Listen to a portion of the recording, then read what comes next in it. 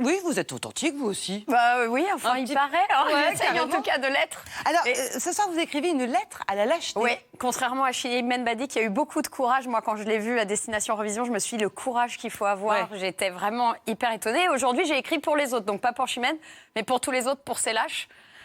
Chère lâcheté, je t'écris cette lettre que tu ne liras probablement pas, car on sait que le courage ne t'étouffe pas.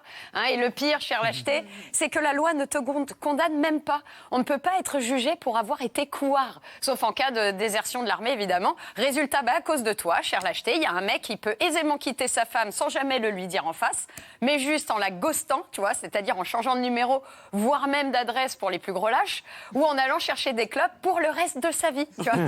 Oui, celle-là, c'est une vieille excuse et je la cite pour rappeler que tu n'es pas nouvelle, chère lâcheté. Ah oui, tu es même vieille comme l'humanité.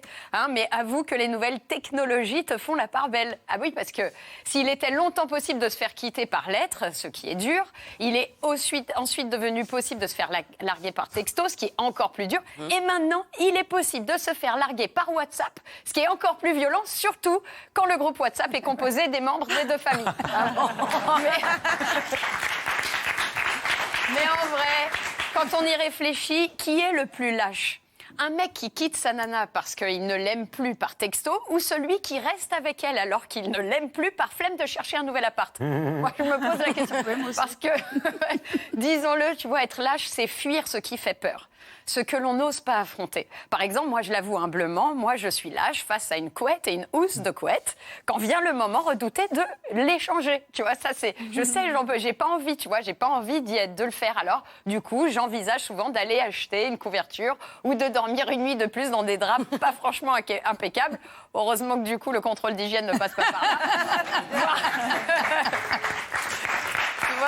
Voire même passer la nuit en pantalon de ski. Enfin bon, sans oublier, chère lâcheté, que tu es devenue la star des réseaux sociaux. C'est vrai ça. Qui sont ces fameux haters, si ce n'est des lâches occupés à critiquer tout le monde en restant bien planqués derrière le gilet pare-balles de leur alias numérique? Prenons par exemple Beau Gosse du 9-2, qui insulte Teddy Riner copieusement sur les réseaux sociaux, bien à l'abri derrière son anonymat. Mais s'il était face au dit Teddy, Jérôme Marcelin, comme son nom l'indique dans la vraie vie, est-ce qu'il proposerait au champion de judo de 140 kilos de retourner dans son pays afin de se régaler d'un régime de bananes? J'en doute, tu vois. Et puis parfois, reconnaissons, chère lâcheté, qu'on a du mal à déterminer ce qui relève de ton domaine ou pas. Tu vois, par exemple, si Benoît Hamon arrêtait la politique, serait-ce de la lâcheté ou du réalisme? Serait-il couard de fuir la difficulté ou aurait-il le courage d'être réaliste, tu vois? Ou quand Laurent Wauquiez, par exemple, fort de ses 8,3% européennes, déclare face caméra « Je suis persuadé qu'une majorité des Français partagent nos opinions », est-il extrêmement courageux face à la défaite ou complètement naïf? Tu vois, on ne sait pas. Et puis ça, c'est sans parler de nos tennisman français à Roland-Garros. Vaut-il mieux avoir le courage de la lâcheté de ne pas y aller ou être courageux et venir se prendre une belle dégelée devant plusieurs centaines de millions de Français?